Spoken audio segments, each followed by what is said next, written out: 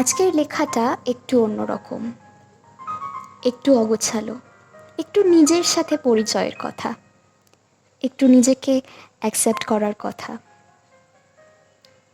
মেয়েটা ভালোবাসে গান গাইতে। গানটা সে শিখেছে গত 4 বছর ধরে, কিন্তু সবার সামনে গান গাইতে তার বড্ড ইনসিকিউর ফিল হয়। এখানে অনেকে হয়তো বলবে তাহলে শেখাটা বেকার, কিন্তু কোনো শেখা কি কখনো বেকার হতে পারে?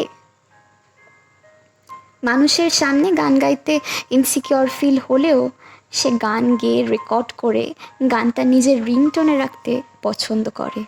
মন খারাপ হলে দরজা বন্ধ করে খোলা গলায় গান গায়। এটাই সে ভালোবাসে, কারণ সে তার মতো। সে রেস্টুরেন্টে গিয়ে ফর্ক স্পুন ছেড়ে হাত দিয়েই বিরিয়ানিটা খেতে পছন্দ করে। আশেপাশে 4টে লোক তার দিকে ট্যারা চোখে তাকালেও তার বিশেষ কিছু যায় আসে না, কারণ সে তার মতো। এই ডায়েট করা, জিম করার স্টাউট ফিগারের যুগে সে একটু গোলুমোলু। এতে যে তাকে কথা শুনতে হয় না সেটা না, কিন্তু তার সত্যিই গায়ে লাগে না, কারণ সে তার মতো। সে প্রেমের কবিতা লিখতে ভালোবাসে।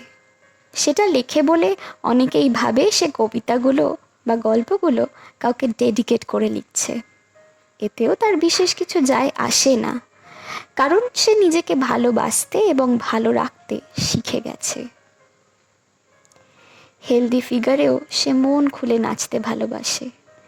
ভাঙা গলায়ও রবীন্দ্রসঙ্গীত গাইতে ভালোবাসে। কালো বলেই মেকআপ করে ব্যাপারটা এরম না, মেকআপ করাটাও তার প্যাশনের মধ্যেই পড়ে। আয়নার দিকে তাকিয়ে সে নিজের সাথে ঘন্টার পর ঘন্টা কথা বলতে ভালোবাসে। সে একটু অগোছালো, অনেকটা এলোমেলো।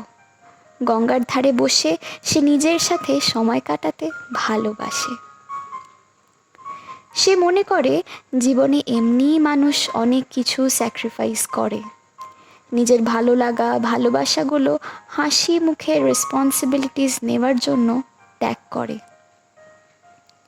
তারপরেও মানুষকে একবার হলেও শুনতে হয়, কি করেছো তুমি আমার জন্য, অথবা কে করতে বলেছিল তোমায়? তাই নিজেকে অ্যাকসেপ্ট করাটাও কি স্যাক্রিফাইস করাটা খুব দরকার? আমরা কি একটু নিজেদের মতো করে বাঁচতে পারি না? আমরা কি একটু সেলফ অবসেসড বা সেলফ রেসপেক্টেবল হতে পারি না?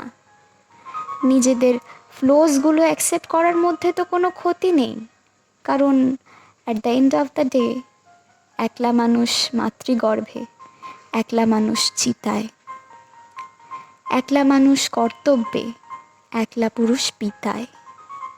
তাহলে কেন আমরা নিজেদেরকে নিজেদের মতো করে অ্যাকসেপ্ট করতে পারি না?